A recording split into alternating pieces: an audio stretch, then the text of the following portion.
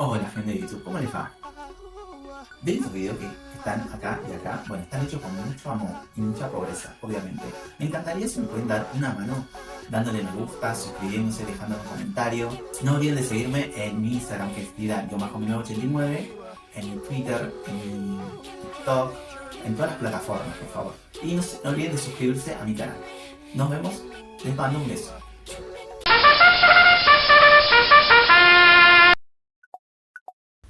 En el año 2012 yo hice el ingreso para la Gendarmería Nacional Argentina y quiero decirles que todo lo que voy a contar a continuación es real. Algunos datos están cambiados, pero todo lo que pasó es real.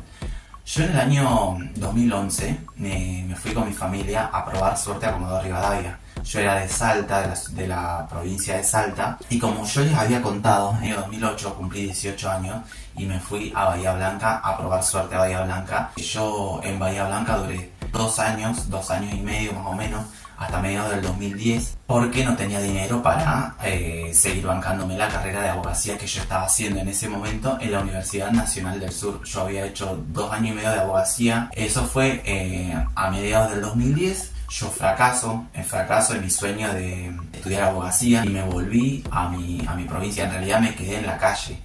Ya venía no pagando 4 meses de lo que sería la cuota de la residencia. Entonces el dueño me dice: por favor, agarra una caja y lleva tus cosas, ya no me interesa tu plata, por favor, andate. O sea, yo ya no le podía pagar porque yo no tenía para comer en ese momento. En fin, yo fracaso, vuelvo a casa de una tía, era el único pariente que yo tenía en ese momento en Bahía Blanca. Bien, de que yo, después de ir a esta casa de esta tía, yo intento ayudarla en su negocio. Ella tenía un negocio de ortopedia, era una mujer sola, que vivía sola con más o menos 15 o 20 perros que ella había rescatado de la calle. El asunto es que esta tía mía tenía problemas mentales severos porque era una mujer sola, que el ex marido que tenía le había sacado en un juicio a su hijo porque ella era una persona muy violenta y no podía convivir con otras personas, pero una persona que no era violenta para estar en un loquero, digamos. ¡Yo no estoy loca! ¡La loca eres! Pero tampoco era una persona que puede estar conviviendo con gente. Y a mí me echan de la pensión. Yo había estado 2 años y medio en Bahía Blanca, en esta residencia, en esta pensión, que yo vuelvo a casa de mi tía, le cuento que me habían echado. Esto en mediados de 2010. Me habían echado y mi tía era como que una persona muy violenta, muy mal llevada, no podía convivir con otras personas. Y entonces inventa de que yo le había robado plata, pero en realidad días después que ella me echó de su casa, porque supuestamente yo le había robado 10.000 pesos, ella me mandó un mensaje diciéndome que lo había encontrado esa plata, pero una semana después que ella me había echado. Mi tía me echa la culpa de que yo le había robado 10.000 pesos, entonces ella lo que atina a hacer es echarme de su casa. Ella me echa de su casa y yo regreso muy depresivo a la provincia de Salta, muy delgado porque no había comido, hace años venía sin comer, con acné quístico grave, haciendo tratamiento de Roacutan. Pero lo peor de todo, que lo que más me había afectado a mí psicológicamente, es que yo había soltado o estaba soltando mis sueños de estudiar, que era que yo me iba muy bien. A mí me resultaba muy fácil estudiar y rendir los exámenes, toda esa dinámica de la universidad, de hacerme una rutina, de estudiar todo el día, de ir a cursar, de juntarme con gente que esté solamente estudiando, me resultaba muy fácil. Yo tenía 20 años y yo no, en ese momento, si bien yo salía a tirar currículums, no era mi objetivo principal, no era trabajar. Yo quería recibirme a toda costa. Mi objetivo en ese momento era recibirme a toda costa, comprarme una casa y salvar a mi mamá del infierno que estaba viviendo en ese momento con mi papá y el resto de mi familia. A mí mi tía me había echado de su casa y yo no tenía dónde ir. Yo le había agarrado mucho cariño a mi tía porque yo podía ver su dolor y yo podía ver una persona muy lastimada, pero veía su humanidad. Yo la amaba mucho a mi tía porque había sido una mujer muy golpeada por la vida. Mi tía es hermana de mi mamá y mi mamá hizo el contacto para que, como mi tía estaba viviendo en Buenos Aires, para que yo me vaya de Salta a Buenos Aires. Fue mi mamá la autora de que yo le había rogado a mi mamá que por favor me quería ir del pueblo, pero no sabía cómo hacerlo. Mi mamá me dijo: bueno, yo tengo una hermana que está viviendo en Buenos Aires, y bueno, anda con ella, por lo menos andate un tiempo, después te vas a una pensión. Estuve con mi tía un tiempo, me fui a una pensión y volví a la casa de mi tía. De un día para otro, mi tía generalmente era una persona muy violenta conmigo. Y de un día para otro se levanta enojada, había tirado todo el placar, había revuelto toda la cocina, estaba enloquecida porque no encontraba un paquetito, un sobrecito con 10.000 pesos que yo utilizaba para dar el diezmo. Porque ella era una persona, además de estar muy mal de la cabeza, una persona que estaba fanatizada por la iglesia evangélica. Entonces todos los domingos iba a la iglesia y todos los domingos llevaba un sobrecito con plata con diezmo. No encontraba ese sobrecito, no lo encontraba por ningún lado, había revuelto todo su negocio porque ella tenía un negocio de ortopedia, había revuelto todo el negocio, había revuelto la cocina, había revuelto todo y no encontraba esa plata y los únicos que convivíamos éramos ella y yo. Y no encontró esa plata y nada, al toque llamó por teléfono, me dice: acabo de sacarte los pasajes, vos me robaste la plata y ya no quiero que me devuelvas la plata. Mañana a las 8 de la mañana sale tu colectivo que te va a llevar de vuelta a Salta. Gente, yo lo primero que atiné a hacer es arrodillarme al piso y decirle que por favor me tenga piedad, que me tenga consideración, porque yo no había robado la plata. Que me revise, yo no tenía dónde guardarla si yo convivía en esa casa y yo no conocía a Bahía Blanca en ese momento. Y que me revise donde sea y nada, o sea, ¿dónde la iba a guardar si no tenía amigos, no tenía nada? ¿A quién entregarle la plata? A mis amigos de la facultad estaban en el centro y vivíamos nosotros en la orilla de Bahía Blanca. Entonces nada, mi tía ya era inevitable, me había comprado el pasaje, ya no había vuelta atrás. O sea, al otro día tomé el colectivo y me fui para Salta. Imagínense que de los 18 que no iba a mi casa, ya tenía 21. Ya había tenido mi primera vez unos meses antes de irme de la pensión de Bahía Blanca. Yo había tenido mi primera vez, no me había gustado, me gustaban los tipos, no me gustaban las mujeres, pero yo no hallaba forma de encarar mi vida sexual. Ese también era un tema muy fuerte, y también tenía el tema de que tenía la cara desfigurada por el acné quístico grave que me había salido. Yo volví a Salta y fracasé en mis sueños de convertirme en abogado. Y bueno, mi mamá me recibe y mi papá, los dos se quedaron boquiabiertos porque mi papá esperaba que yo esté muerto, porque el brujo le había dicho de que yo iba a estar muerto, y no fue así. Yo tenía toda la cara infestada por el acné quístico grave, pero ella se me estaba curando porque yo había tomado Roacutan. Y mi mamá se puso a llorar porque no sabía. Ella pensó, a todas las amigas le contaba que estaba orgullosa de mí porque yo me estaba por recibir. Le dije: mamá, yo quedé en tercer año, no me voy a recibir y hace como 5 meses que no voy a la facultad. Y mi mamá me dijo: pero si yo le doy plata a tu papá para que te envíe vos dinero. Y yo le dije: no, a mí no me manda nadie plata. De hecho, hace 6 meses que no hablo con el papi y hace 5 meses que no tengo un peso. Entonces se armó un quilombo, se armó una guerra terrible porque mi mamá estaba como tratando de recomponer una relación con mi papá y enterarse de eso, y encima que vino una carga pesada que era yo a mi casa. Yo era como una carga para ellos porque ellos pensaban de que yo iba a triunfar, que me iba a ir todo bien, y haber venido de esa forma que vine fue una boca más, porque yo no es que llevaba plata, yo llevaba hambre, yo llevaba una enfermedad que curarme. Entonces yo era un yunque para ellos y yo lo sentía y ellos me hacían sentir. Si bien mi mamá me trataba como un príncipe dentro de la pobreza, dentro de toda la pobreza que ellos tenían, mi mamá me trataba de dar lo mejor que podía. Me hacían sentir que yo era una carga. Tenía a mis hermanitos chiquitos que cuando me insultaban, además de decirme puto, me decían agregado, fracasado, volvete, bueno, sos de esta casa. Me desconocían y para mí fue muy duro. Y estar en ese entorno de mucha tensión, salir a buscar trabajo, no encontrar trabajo, me tiraba en la cama a deprimirme, a llorar, y ahí desarrollé estrés postraumático. Yo no podía dormir de noche y las veces que dormía sentía de que había fantasmas en mi cabeza, o sea, y yo me levantaba todo asustado y literal empezaba a gritar como en las películas de guerra, cuando el soldado vuelve a su casa y tiene recuerdos de la guerra, porque yo había pasado por un montón de cosas traumáticas. Yo me había quedado en la calle en Bahía Blanca y yo había estado muy estresado y traumatizado, tratando de comunicarme con mi papá para que me ayude en esa situación que yo me encontraba, y no tenía ningún tipo de respuesta de su parte ni de mi mamá, y solamente gracias a mi tía pude haber vuelto a la casa a mi casa paterna. Pero fue una época de empezar a soltar la idea de que en algún momento me iba a recibir. Lamentablemente la vida me enseñó que hay sueños que se van a cumplir y sueños que no. En este panorama de cosas, mi papá pidió el traslado de la empresa que estaba trabajando para que lo manden de la ciudad de Salta, donde nos encontrábamos, a Comodoro Rivadavia, y efectivamente después de casi a finales del 2010, septiembre más o menos del 2010, procedemos a mudarnos. Nos mudamos a Comodoro Rivadavia gracias al trabajo de mi papá.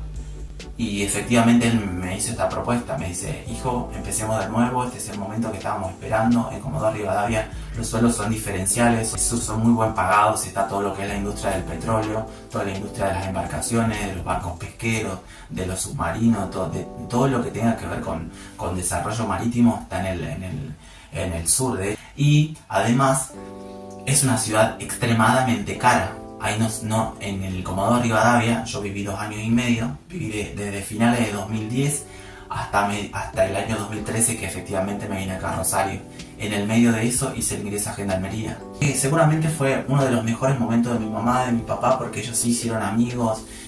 Mi papá triunfaba un montón en su trabajo, lo capacitaban, tenían capacitaciones, cobraba muy bien. Si bien estaba trabajando de seguridad en una empresa de petroleros, ahí lo habían hecho entrar a través del sindicato, o sea que mi papá cobraba dentro del sindicato de petroleros, no cobraba en el sindicato de seguridad. Ganaba muchísima plata, estaba en blanco, tenía muchos beneficios, pero mi papá no era feliz y aguantó 2 años y medio en Comodoro Rivadavia. Dentro de esos 2 años y medio de Comodoro Rivadavia yo hice el ingreso a Gendarmería. Yo intenté anotarme en la facultad, fui una sola vez, no pude prosperar porque hay algo que tiene Comodoro Rivadavia, que es que vos necesariamente tenés que tener auto. Ahí en Comodoro Rivadavia todas las casas tienen 2 autos o 3 autos. No existe bici como acá en Rosario, como en Córdoba, como en Buenos Aires, porque es una ciudad que todo el año hace frío y todo el año corre viento y todo el año corren piedritas y todo el año es o colectivo o auto. Pero toda la gente, como tiene buenos sueldos, tiene casa propia y tiene autos. Y entonces vos te subís por los cerros, por el Cerro Chenque, por los kilómetros, por kilómetro 5, por kilómetro 3. Mi papá era muy infeliz en su trabajo, como que él no se adaptaba, él vivió toda la vida en el norte, en el calor, en estar sin remera, y estar ahí en Comodoro Rivadavia para él fue muy fuerte, y desde el día 1 no le gustó porque perdía, según él, mucha plata y no veía ningún ahorro, y él estaba en muy malestar y yo no conseguía trabajo. Salía a buscar trabajo en Comodoro Rivadavia, era como que yo no conseguía trabajo. Para mí era un ámbito de malestar porque no tenía cita, no conocía a nadie, estaba muy feo, tenía la cara horrible y yo mismo estaba en una espiral depresivo y no tenía dónde estar, no tenía privacidad, no tenía un cuarto privado para mí. Vivíamos literal en una casita chiquita de 2 ambientes y éramos como 7, y yo era el más grande y yo sentía la pesadez y me hacían sentir el malestar de que hacía agregado ahí con toda la familia si eran todos menores. Yo era el agregado, me decían: andate agregado, puto de mierda agregado, andate de la casa. Y nada, yo en ese malestar que tenía, en esa desesperación de no encontrar trabajo, un día veo en el diario, en las noticias locales, que se habían abierto las convocatorias para Gendarmería, y yo estaba muy desempleado y yo venía de años de fracasar en absolutamente todo lo que me planteaba, de no tener amigos, de tener una sensación de malestar terrible, de yo un querer explorar sexual con otras personas en la misma ciudad, en Comodoro Rivadavia, y yo no había podido. Había tenido 2 intentos fallidos ahí en Comodoro Rivadavia. Yo le digo a mi papá: por favor, ayúdame papi, esta vez necesito de tu ayuda porque yo necesito hacer el ingreso a Gendarmería. Estaba muy entusiasmado. Yo me hacía una idea de que eso iba a ser lo que me salve la vida, porque literal todas las cosas que yo me había propuesto hasta ese momento habían fracasado todas. Y literal era como que me caiga una soga y me salve. Podría haber sido eso, o podría ser una heladería o un supermercado chino que me tome trabajando. Era exactamente lo mismo. Yo necesitaba hacer algo porque yo necesitaba que el sistema laboral me incluyera, o necesitaba hacer algo que me tome una rutina. Me inscribí para hacer el ingreso a Gendarmería. Me dieron una serie de papeles que fui completando. Un montón de estudios médicos, absolutamente un montón de estudios médicos y un montón de cosas para estudiar. La primera entrevista que tuve para Gendarmería fue con el general de Gendarmería de Comodoro Rivadavia. La entrevista fue con traje, con saco y corbata, y yo me había ido, me acuerdo qué vergüenza, yo me había ido trajeado en un día que hacía 35 grados de calor. En Comodoro Rivadavia nunca hace calor, pero ese día hacía demasiado calor y yo me había ido literal caminando desde mi casa en kilómetro 3 hasta lo que sería la delegación de Gendarmería de ahí. Había tomado la cosa que en un momento estaba yo y otro chico más que habíamos hecho el ingreso. En el momento que yo hice la entrevista previo a ir a Jesús María, el tipo te hace una entrevista con traje, y como yo le conté recién, fue todo trajeado, y me dice: ¿pero por qué querés ir a Gendarmería? Y yo le dije: porque me gusta. No te gusta. ¿Cómo te puede gustar algo que no conoces? No, y yo le decía, no, sí, porque mi papá fue gendarme, sí, tu papá fue gendarme, pero vos en algún momento lo viste trabajar o hacer cosas. Y no, mi papá era de inteligencia, él hacía trabajo de inteligencia, pero ¿cómo te puede gustar algo que no conoces? Yo me quedé callado. La entrevista fue grupal, conmigo y con Grego. Y los dos nos quedamos callados porque no sabíamos responder por qué querés ir realmente a Gendarmería. Y él nos respondió esa pregunta. Cuando vayan a Jesús María le van a hacer la misma pregunta a la psicóloga. Ustedes lo que tienen que responder es que tienen vocación de servicio. El objetivo principal por el que vos te unís a una fuerza como la policía, como la Gendarmería o cualquier otra fuerza de este tipo es porque vos tenés vocación de servicio, o sea que vos tenés ganas de servir a la sociedad, vos tenés ganas de dejar de tener una vida civil y entregarte por completo a disposición de una vocación de servir a la comunidad. Imagínense, todo el mundo trabaja en Comodoro Rivadavia, todo el mundo tiene buenos ingresos. No hay gente del sur que quiera ser gendarme. Gendarmes son los del norte, porque es más común que haya gendarmes de todo lo que es la zona del norte, de Salta, de Jujuy, de toda esa zona, porque es una zona donde no hay trabajo, no hay industria, no hay esperanza. Entonces a los chicos no les queda otra forma, que otra vida que terminar el colegio y anotarse en gendarmería, rendir, pasar todos los niveles y tratar de tener el mayor escalafón posible. En el sur no pasa eso, hay buenos trabajos, hay buenos sueldos. Entonces lo que estábamos haciendo el ingreso a gendarmería era yo y otro chico que se llamaba Grego. La cosa es que con este chico Grego yo me había hecho muy amigo. De hecho nos juntábamos a veces en la autopista de Comodoro Rivadavia y nos poníamos a correr, a hacer ejercicio. Yo estaba en muy mala forma, él estaba todo cuadriculado, se le veían los abdominales, estaba muy forzudo y yo no había trabajado nunca, yo no tenía fuerza de brazo. Ahora sí, ahora te alzo literal una bolsa de 50 kilos de harina porque después de tantos años de trabajo, pero yo en ese momento no tenía el cuerpo curtido de trabajo, yo era una cerita, un flancito, no tenía fuerza. Entonces me empecé a ejercitar, empecé a bajar un poco más de peso. Me acuerdo que la primera entrevista, como le contaba recién, era con un traje, yo había ido todo trajeado, él había ido bien con una camisita y un pantaloncito y yo había ido todo trajeado con un calor terrible, que cuando me habían visto los sargentos se cagaban de risa. La cosa que te hacen llenar una carpeta con todos tus datos y bueno, vos vas llenando un montón de datos, vas pasando por un montón de estudios y todo eso lo llevas en tu hoja de vida, que esa después se la presentás cuando vas a Jesús María. La preselección se hace en la ciudad que vos estés, que vos vivas, y la selección nacional se la hace en Jesús María. Jesús María es la meca, es el lugar ideal, o sea, es el lugar donde de todo el país se reúne para hacer los ingresos nacionales a nivel nacional, porque es Gendarmería Nacional. Así funciona, de cada ciudad, de cada delegación de cada ciudad, hacen la preselección y envían a toda esa gente a convivir una semana en los galpones que tiene, que está dividido en galpón femenino y en galpón masculino. La cosa es que yo paso los diferentes estudios. A mí me dieron un montón de estudios para hacerme de gendarmería en Comodoro Rivadavia. Me dieron estudio de la vista, electroencefalograma, el ecocardiograma para ver si, ecografía para ver si tenía alguna hernia en el estómago. Me hicieron literal, me revisaron todo el cuerpo, los huevos, me revisaron la sangre, estudios de la sangre de todo tipo, todos los estudios que de arriba a abajo, todos los estudios que se imaginen, todos esos estudios los pagó mi papá. Fue en el momento en el que mi papá, la única vez en mi vida en la que mi papá se entusiasmó por algo, yo calculo es porque en ese momento estaba ganando muy buena plata, el sistema de obra social era muy barato y además porque era la primera vez que un hijo iba a hacer algo que él amaba tanto hacer, porque yo hay algo que yo no le conté a ustedes, que si bien mi papá renunció, lo echaron de gendarmería cuando él era muy joven, él le había quedado una herida abierta porque él amaba su trabajo, él amaba ese oficio, pero había un montón de cosas en su mente que no le permitían ser una persona normal en su oficio, en su trabajo. Él había tenido muchos problemas de violencia y lo habían separado de la fuerza. Todo esto, gente, en un lapso de 3 meses, de 3 o 4 meses, que era el periodo que ellos te dan para que vos juntes todos estos estudios, y vos, una vez juntados todos estos estudios y que todo esto te salga bien, te mandan a Jesús María. Todos los estudios que se les parezca en la mente, todos los estudios te piden de arriba de la cabeza hasta la punta del pie, tenés que estar en buen estado todo, inclusive tenés que tener buena altura, no puede cualquier persona de cualquier altura ir, tenés que tener una determinada altura y hasta una determinada edad, no puede ser de cualquier edad. Yo ya era uno de los más viejitos. En fin, la cosa es que me apruebo toda esa preselección y llega el día que me voy a Córdoba. Y nada, pasé de Córdoba y directamente nos fuimos a Jesús María, me habían dado el ok.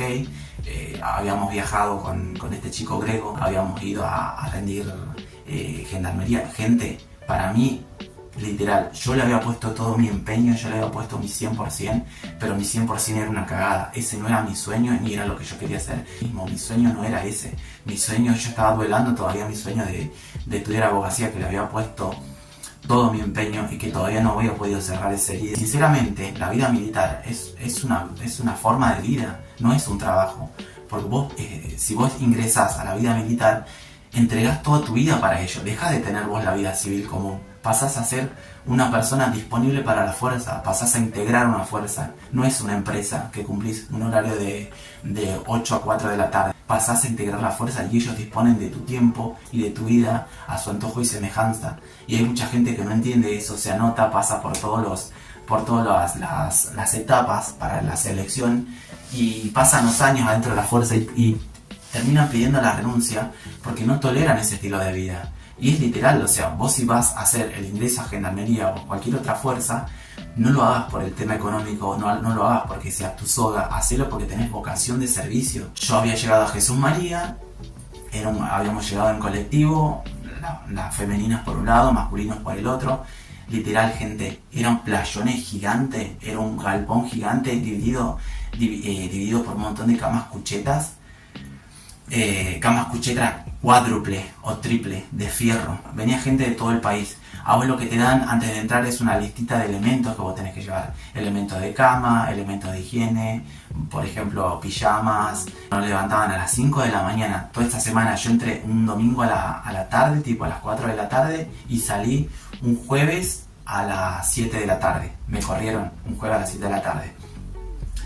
Yo entro un domingo, bueno, dejamos ahí, nos anotan todo, ingresamos, empezamos empezamos el lunes a las 5 de la mañana, nos levantan a todos, nos bañan con agua helada, conocimos todas las cuchetas, todo, nos hicimos nuestra cama, literal te cruzas con gente de todo el país, con gente que no conoces, y yo me había cruzado con otros chicos de mi misma edad que habíamos ido al colegio del comercio y ellos me conocían a mí. Y lo peor de todo es que ellos conocían mi pasado gay, porque yo tuve un pasado en la escuela, yo era muy polémico, o sea, yo era muy bardero, yo era muy quilombero, y estábamos en un ambiente muy machista. Por ejemplo, si vos estabas mal de la vista, o por ejemplo si vos eras más petizo, te iban poniendo rayitas negativas, y que todo eso iba sumando para que al momento de hacer un escalafón, un scoring, un puntaje de gente que estaba más apta, vos ibas más abajo porque tenías más bajo puntaje por todas las rayitas negativas, ya sea porque tenías menos estatura, ya sea porque tenías algún rasgo raro, un tatuaje, en mi caso por la sexualidad, y yo tenía mucho pánico. Porque si bien yo sabía, porque mi papá me había explicado todo el procedimiento de todo lo que me iban a hacer, de todos los exámenes que yo iba a pasar, yo ya lo sabía. Aparte en esa época había algo que era una página que era Taringa, y a través de Taringa yo había averiguado todas las preguntas que te hacían para el ingreso a gendarmería. Incluso yo había impreso todas las imágenes que te hacen del examen de Church, y vos tenés que decir cómo responderlas bien, cuando la psicóloga te hace dibujar el hombre bajo la lluvia, cuando te toma la entrevista, cuáles son las primeras preguntas que te hace. Por ejemplo, la psicóloga te hace preguntas como que, bueno, yo la primera pregunta que yo te haga, vos me tenés que responder lo primero que te salga. Vos tenés que responderla rápido, y lo primero que te salga cuando yo te digo esa pregunta.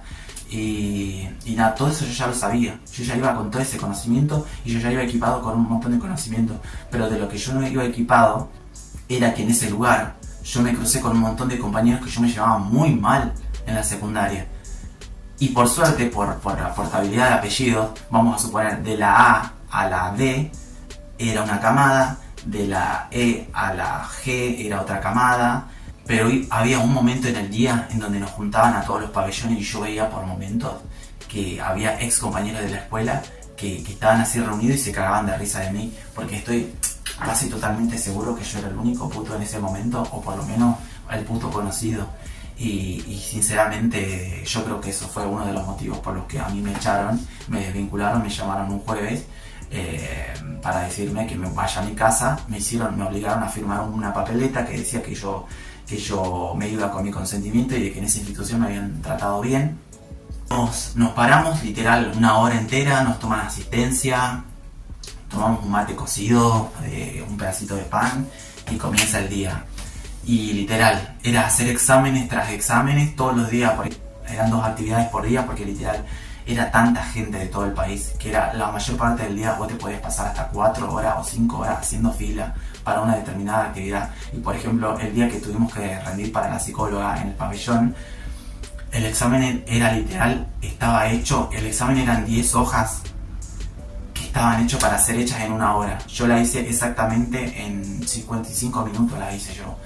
Tenías que hacer un hombre bajo la lluvia, tenías que dibujar un hombre trabajando y contar una historia porque estaba trabajando, tenías que te hacían como calcar unas imágenes, por ejemplo un triángulo, un rectángulo, todo vos lo tenías que calcar a como estaba en la mesa, en la hoja.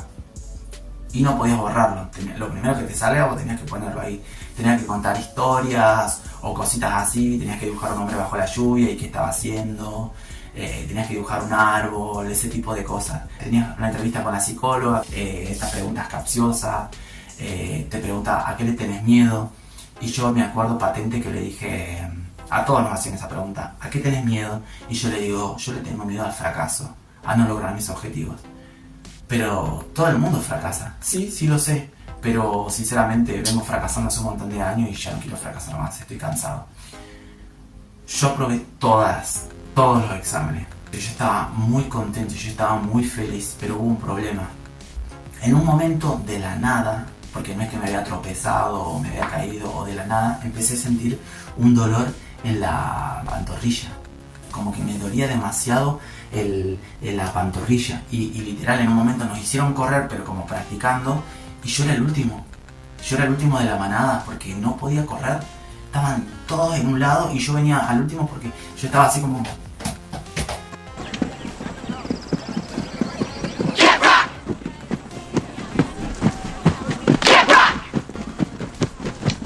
Y encima era mi mejor pie, que era el derecho, porque yo mi mejor pie, todos tenemos un mejor pie, una mejor mano, y mi mejor pie, el derecho, no funcionaba. Yo andaba así medio como a gatas y yo decía, no importa, yo voy a ser el último en correr, pero yo voy a correr.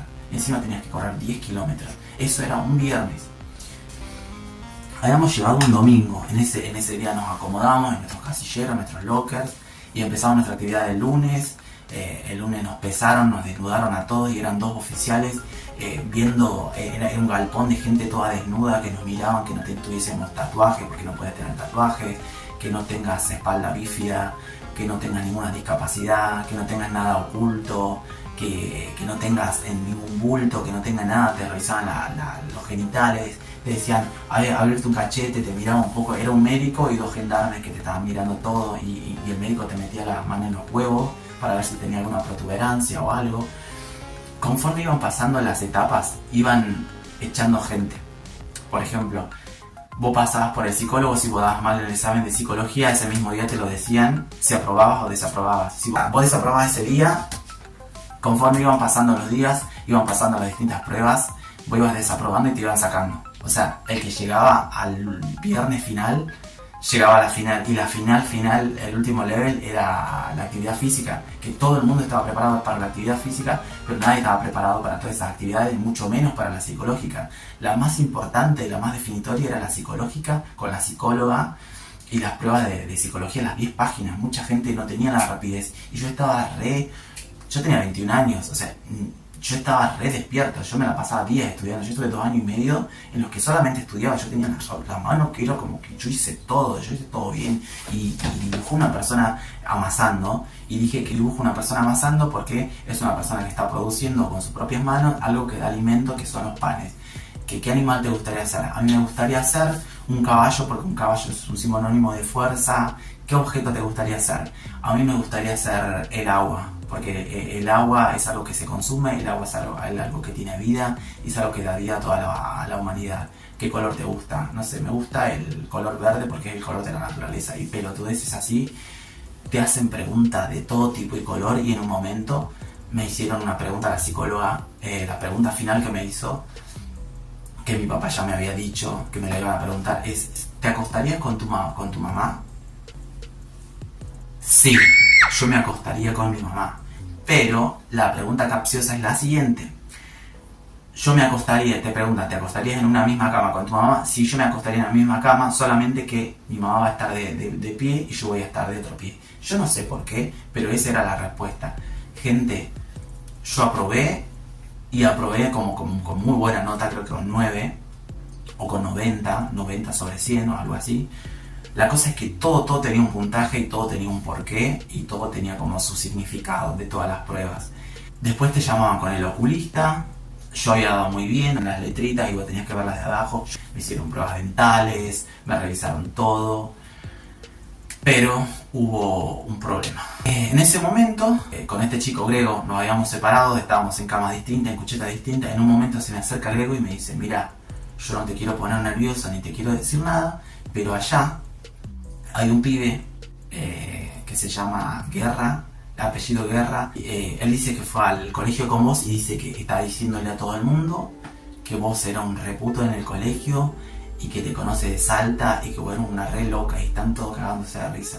Cuando Grego me dijo eso, gente, se me vino el mundo abajo, porque yo no estaba en mi casa, porque yo estaba lejos de mi zona de confort y había quedado totalmente expuesto a algo tan vulnerable como era mi sexualidad en ese momento. Estamos hablando del año 2012, no estamos hablando ahora. Eso era otra mentalidad, eran 12 años atrás. En ese contexto yo estaba recabado hasta las patas porque me había costado un montón llegar ahí, hacer todos los estudios, hacerle gastar plata a mi papá, prepararme en matemática, gastar un montón de guita.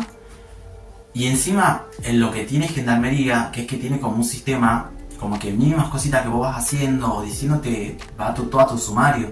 Y si vos estás haciendo el ingreso, te hacen como signo negativo, como que para que vos vayas restando. Y yo ya había visto varios chicos que habían separado. Por ejemplo, en la parte de psicología, después del examen de psicología que yo aprobé, barrieron a un montón. Después hicieron el examen con el oculista, barrieron a un par, porque había mucha gente que estaba muy mal de la vista, otra gente que estaba mal del oído, otra gente que estaba mal en otros aspectos. Yo había pasado por todos los días, yo había pasado por todas las pruebas, yo había pasado el lunes, martes, miércoles, y bueno, llega el día jueves, habíamos hecho la prueba de matemática. Fue una de las últimas pruebas fue matemática.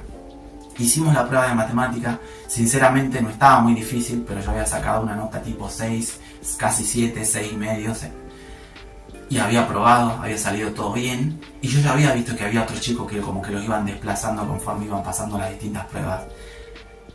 Y viene Grego y me dice esto, me había dicho esto, che, mira, hay un pibe de Guerra que vive hablando de vos y vive cagándose de risa. Yo ya me había cruzado con varios pibes. La cosa es que con ellos estaba la mejor onda. O sea, me saludaron, todo, ¿cómo andás? ¿Todo bien? Tanto tiempo, está recambiado. Yo estaba re gordo, yo era una galleta, tenía la cara re redonda, ahora es al revés. Ellos están arruinados y yo estoy divina. Miren cómo estoy, miren. Soy una sirenita. ¿Por qué se perdieron? La gente de Gendarmería. La cosa es que se me acerca Grego y me dice eso. Yo ya me había cruzado con un montón de conocidos de Orán. Como les reitero, en el norte el objetivo máximo que tiene todo el mundo es aspirar a ser Gendarmería. Todo el norte, Chaco, Jujuy, Catamarca, todo el norte, porque al no haber industria, no haber trabajo, no hay universidades públicas, las pocas carreras que hay son malísimas, entonces es común que te cruces con gente que conociste o te cruzaste en algún momento. Y yo me crucé con varias personas que yo había cruzado en mi vida y todos ellos sabían de mi pasado gay o de mi pasado o de mi adolescencia normal. Yo no había hecho nada, no había matado a nadie, simplemente era un chico afeminado que cuando iba a la escuela yo me cagaba a gritos con todo el mundo, yo me hacía respetar. La pasaba tan mal en mi casa que por lo menos me hacía valer en la escuela y yo me hacía respetar y no me importa que se me rían de mi pantalón rajado. Yo te decía de todo y te ponía en tu lugar, que yo era muy histérico también. Pero ahora no estaba en la escuela, no estaba en mi casa, no estaba en el barrio, estaba dentro de una institución. Y realmente esos comentarios pesaban un montón para que yo me vaya. Y yo realmente ese día jueves, después de haber hecho matemática, comimos, porque nos daban todos los días las comidas que nos daban adentro. A la mañana te daban una taza de mate cocido, un pedazo de pan, al mediodía te daban arroz mezclado con lechuga, y a la tarde-noche te daban, ya en la merienda, te daban otra taza de mate cocido con un pedazo de pan, lo mismo que a la mañana. Te ibas a dormir tipo a las 8 de la noche y a la mañana te levantabas a las 5. Y así todo eso de lunes a viernes. Vos tenías que llegar al viernes.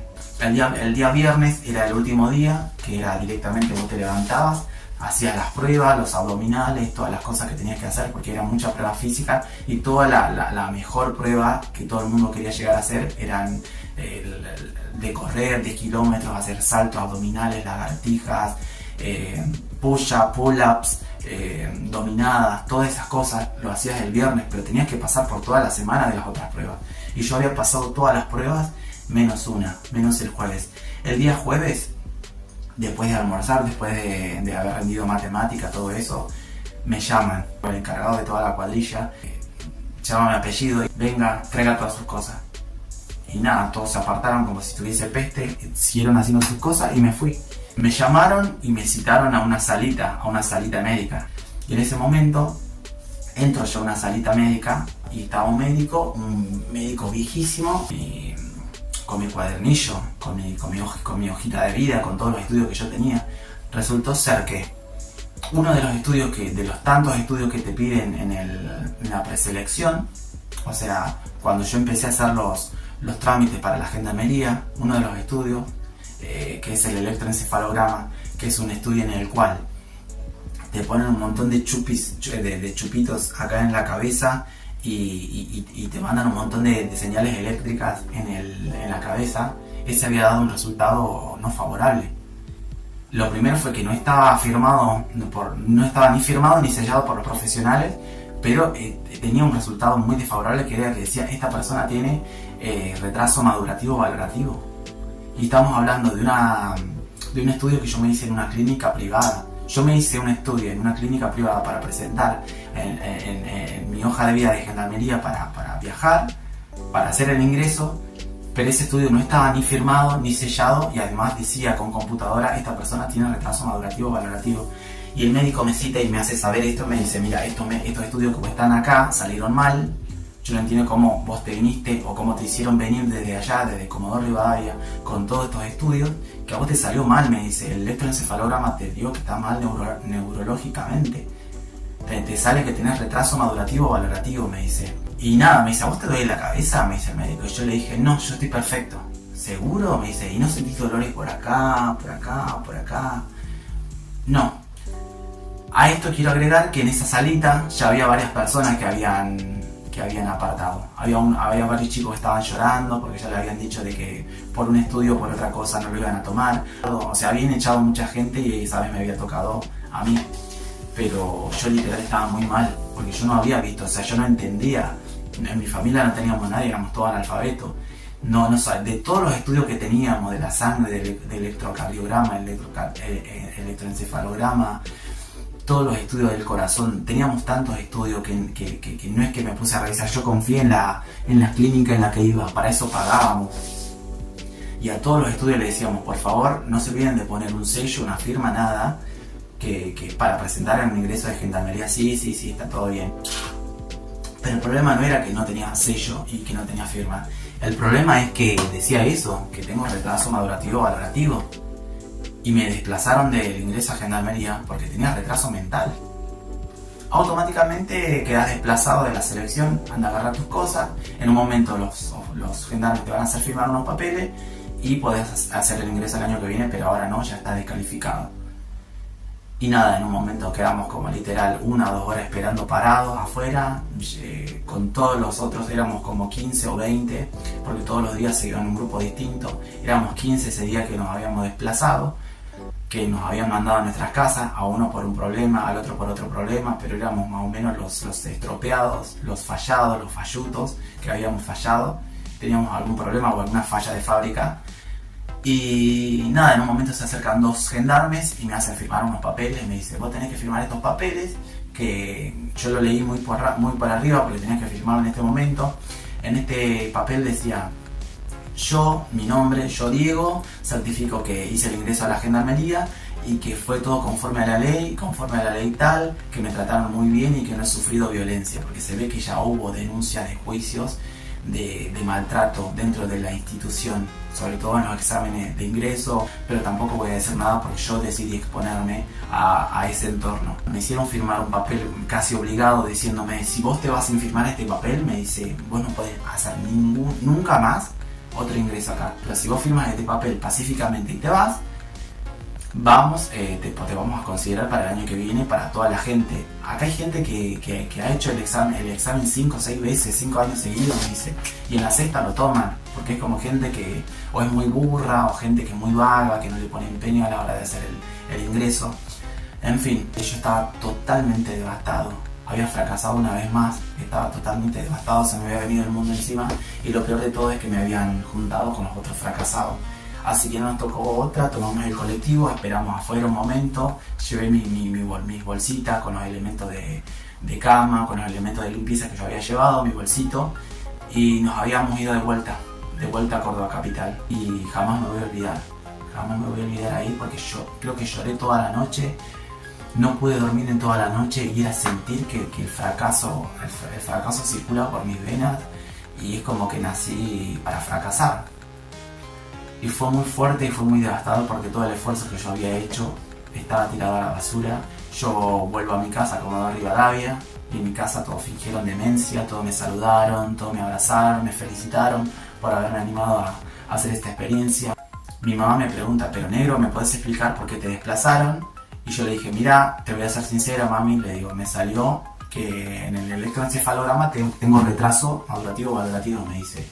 Ay, no, a mi mamá se le prendió la lamparita. ¿Por qué? Porque yo ya tengo 2 hermanos. O sea, tengo un hermano que recibe una pensión por discapacidad por tener retraso madurativo valorativo, una persona que súper conflictiva en la escuela, déficit de atención y todo eso. Entonces mi mamá ya era una experta con todas las consultas a los psicólogos, psiquiatras que tuvo.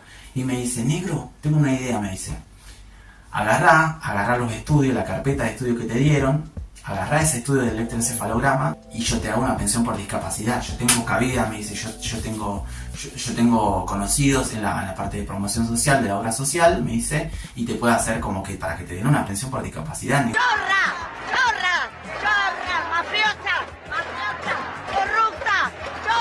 ¡Corrupta, mafiosa, asesina! Había puesto mucha plata, habíamos perdido un montón de plata, y ese fue un acto de desesperación de mi mamá diciendo, perdiste prácticamente todo el año 2012 haciendo esto, y no te vayas con las manos vacías. Agarrá ese estudio que a vos te desplazaron por tener retraso madurativo y lo llevamos a promoción social. Si tenés retraso madurativo, que te den una pensión, ya que no estás capacitado para trabajar de gendarme. Bueno, que te den una pensión. Si ellos te desplazan de la fuerza porque no estás apto para trabajar en la fuerza, vamos, te hacemos una pensión. Y le dije a mi mamá, hay un problema, le dije. En el momento que yo accedí a firmar ese papel en el que los exime a ellos de toda responsabilidad y de toda culpa en caso de haberla habido, ellos se quedaron con toda mi planilla de vida. Mi mamá pegó un grito al cielo, me dice, pelotudo, ¿cómo le pudiste haber dado los estudios? Si esos son muy importantes, a vos te costaron un montón. Y yo mirando para abajo y diciéndome, sí, mamá, tenés razón, pero en ese momento yo estaba tan devastado porque me dijeron que me voy.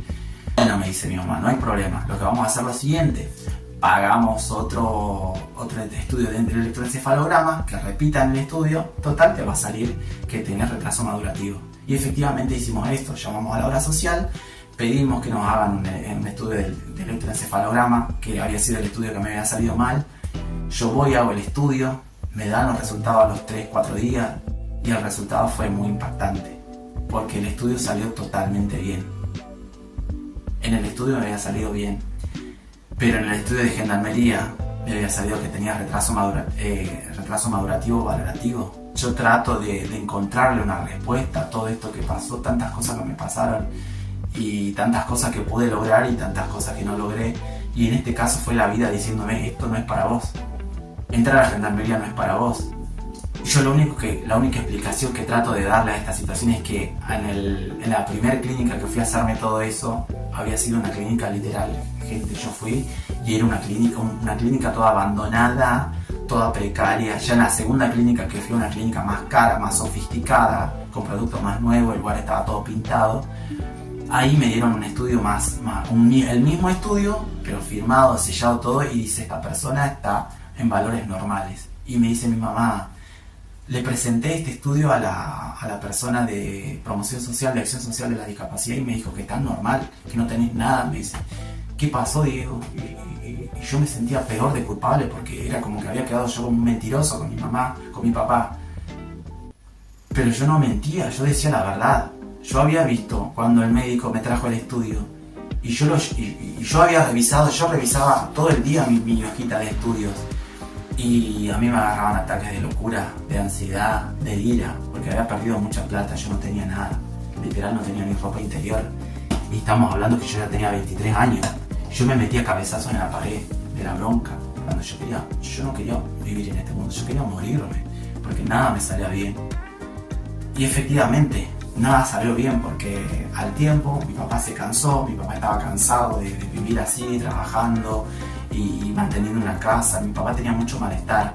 Al tiempo mi papá nos dijo, bueno, nos volvemos a Salta, ya mandé la renuncia. Mi papá muy impulsivo, no soportó toda esa vida de gastar un montón de plata, no soportaba el clima era muy frío, no soportaba no tener auto, porque yendo a buscar el colectivo todos los días era como que te cagabas de frío, tenía arenilla por toda la cara, corren piedritas todo el día, corre un viento, literal, todo el año corre un viento como que te voltea el pelo, te voltea toda la cara, piedritas en la cara todo el día.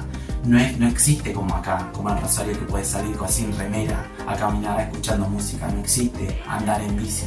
Entonces mi papá dio de baja el contrato donde estaba, se dio de baja del trabajo, pidió el traslado.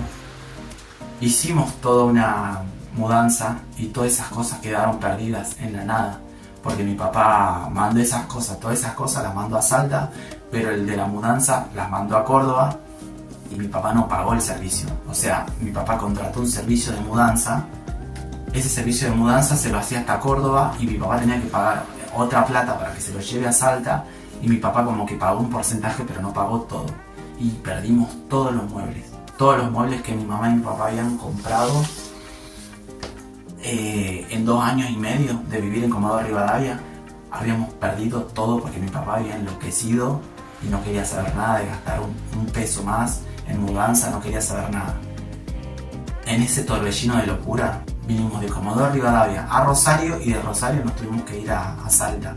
Pero en ese momento, cuando yo llegué acá a Rosario, yo no sé por qué le dije a mi mamá, yo me voy a quedar acá en la calle. Y literal me quedé en la calle acá en Rosario porque mis papás vinieron y se fueron a Salta y yo me quedé acá en Rosario en la calle. Y eso fue en el año 2013. Yo no conocía las calles, yo no conocía nada, pero yo a Salta no vuelvo más porque allá no hay futuro, no hay esperanza, no hay nada. Y eso fue en febrero del año 2013. Gracias por estar ahí, estos son Matecitos con Diego, espero que la hayan pasado muy bien. Un besito. Sentía su vida privada, chupatije con verrugas.